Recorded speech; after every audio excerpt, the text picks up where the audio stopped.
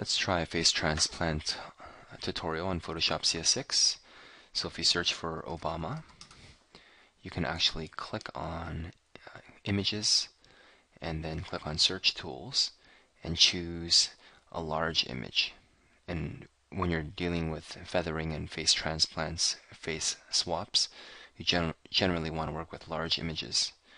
Now I already found two images searching for Hillary Clinton and Barack Obama.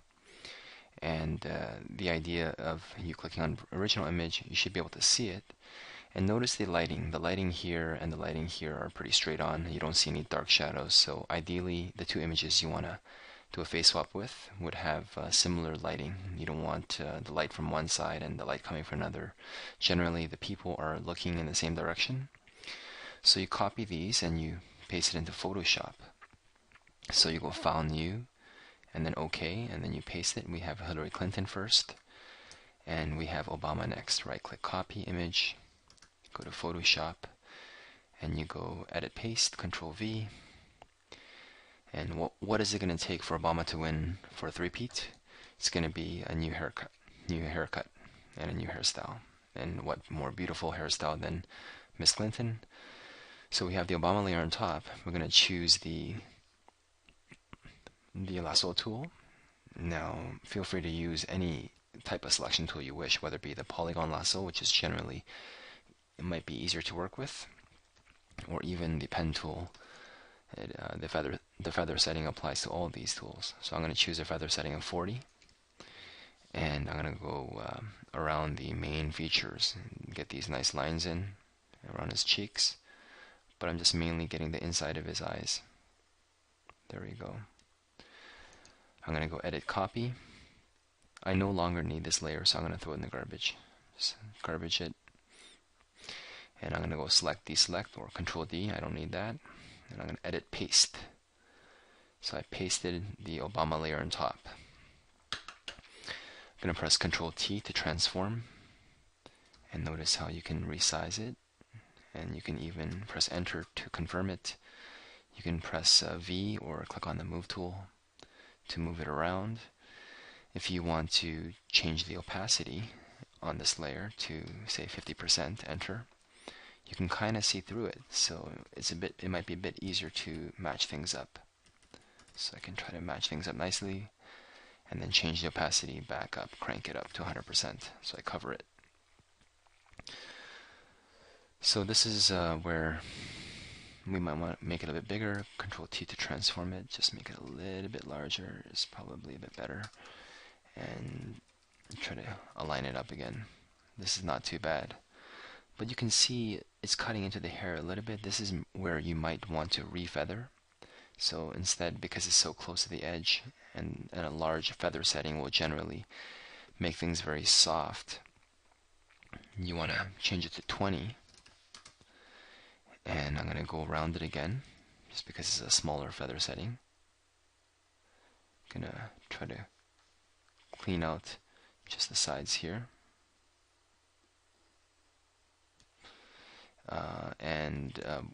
We want to get everything but this. So I'm going to go to Select, Inverse, and make sure that you're on the Obama layer and press Delete. Notice how we kind of refeather, deleted the edge here. So I'm going to go to Select, Deselect. Notice how it's pretty smooth in the way that it switches from one to another. We might want to just go one more time just around this eye, just because the skin color here is so much different as compared to the other side. I want to just feather delete that out. Notice how Hillary Clinton's eyes are eyebrows are kind of showing through there. We might want to have try to cover that out. We might have to do some editing here. Start using some other tools, or to maintain Obama's layer a bit higher. So we can even try to transform this and stretch it out a little bit, try to cover that out. We can even try merging the layers. So if I were to actually right-click merge the layers, this is where it takes a lot of tweaking, and ideally you'd actually keep the original. You can even try using some other techniques like the clone stamp tool and Don't want to get into too many other details here, but if you press, let's zoom in here. If you press Alt-click, you can copy that and just clean it up a little bit. These are all interesting techniques, but let's not worry so much about that for now. Let's press Ctrl-Alt-Z. The idea of actually face transplanting using a feathering technique is very interesting.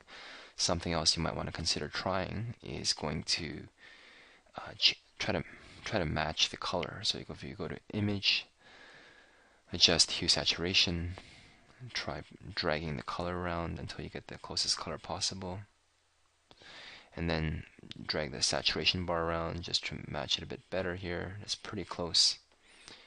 And generally don't want to play around with lighting too much. It kind of looks too fake, so I would generally leave that alone. Click on OK. And one other thing you might want to try to play around with to do a better job is go Image, adjust the levels. So this is another thing that might help, just because the degree of contrast might be different from one image to another. This image is actually pretty good already. I think the match is not too bad. So click on OK. And once you're done, you can see that this is a beautiful image, beautiful hair, and this hair is certainly worthy of a potential three-peat. The hair itself, that is. I'm going to stay out of politics. Congratulations, now you have some insight in dealing with feathering.